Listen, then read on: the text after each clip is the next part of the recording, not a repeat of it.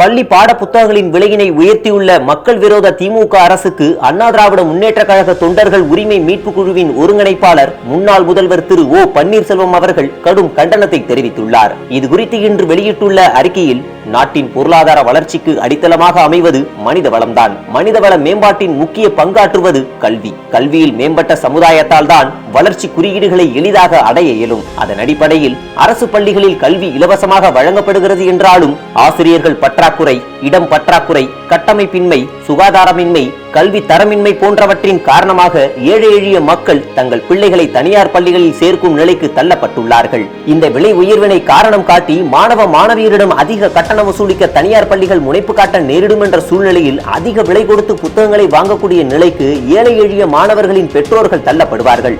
இது தவிர ஆசிரியர் சம்பள உயர்வு, பள்ளி பராமரிப்பு செலவு, கட்டமைப்பு செலவு உள்ளிட்டவற்றை சுட்டிக்காட்டி பிற கட்டணங்களையும் உயர்த்துவதற்கான நடவடிக்கையை தனியார் பள்ளிகள் மேற்கொள்ளும். அரசு பணியிடங்களுக்கான தேர்வு போட்டிக்கு அடிப்படையாக மேற்படி பாட புத்தகங்கள் விளங்குவதால் போட்டித் தேர்வு எழுதுபவர்களும் கூடுதல் விலை கொடுத்து புத்தகங்களை வாங்கும் நிலைக்கு தள்ளப்படுவார்கள்.